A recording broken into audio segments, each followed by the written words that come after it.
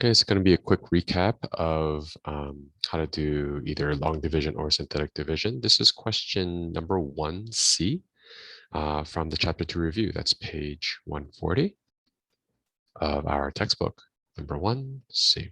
So in short, the question says, perform the division, express the result in quotient form, and identify any restrictions on the variable. So, okay, let's do it. I am going to rewrite this original function. I'm going to just call this f of x. This is negative 8x to the power 4 plus 10x to the power of 3 minus x squared minus 4x plus 15 divided by, and this part's going to be g of x. Okay, just to make my life easier when I write it, that's going to be f of x to g of x. Okay. All right, if I were to divide this, I don't have to worry about factor theorem. I don't have to worry about anything because they just gave me this arbitrarily and said, hey, go and divide it. So I will go and divide it. First off, I want to use synthetic because long division is going to be a little bit long and dreary.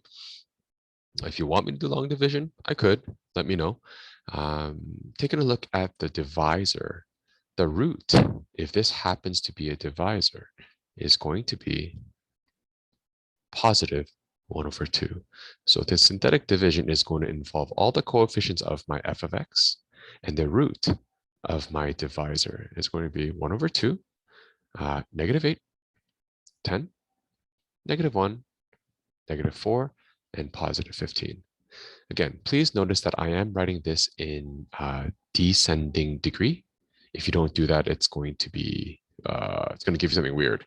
So I'm also going to remind myself that because the root is a fraction, whatever number I get down here, I'm going to divide by 2 first.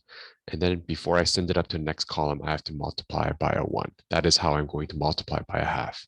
So negative 8, it's going to be dropped down. And then when I go down here, it's going to be negative 4 multiplied by 1. I add it down, divide by 2, and then multiply by a 1. Add it down, divide by 2, multiply by 1, add it down, and then divide by 2, and multiply by 1. And if I add this, let's see, that's going to be 30 over 2. So if I add that, that's going to be 27 over 2.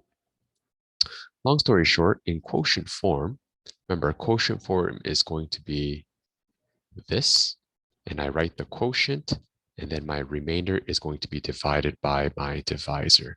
So if the question specifically asks for quotient form, I would have to write negative 8x to the power 4 plus 10 x to the power of 3 negative x squared minus 4x plus 15 when divided by 2x minus 1. The resulting quotient would be a negative 4x cubed plus 3x squared plus 1x minus 3 over 2 with an extra 27 over 2 all divided by 2x minus 1. Now, if you remember how to work with a fraction divided by another number, in other words, a fraction within a fraction, you should be able to simplify it like so. Is this going to be required? Probably not. I don't think I'm going to be, I'm not necessarily interested in testing you on that just yet. But yeah, it is what it is. Okay, so that's what the fraction would look like if I sort of simplified into just a single fraction. And that's it. Restriction. Because I am technically dividing by 2x minus 1, I cannot have the denominator at any point equal as 0. So I can have 2x minus 1 equal as 0. Therefore, 2x cannot equal a 1, and x cannot equal a 1 over 2. Okay, that's it. Yeah, if you have any other questions, please send them my way.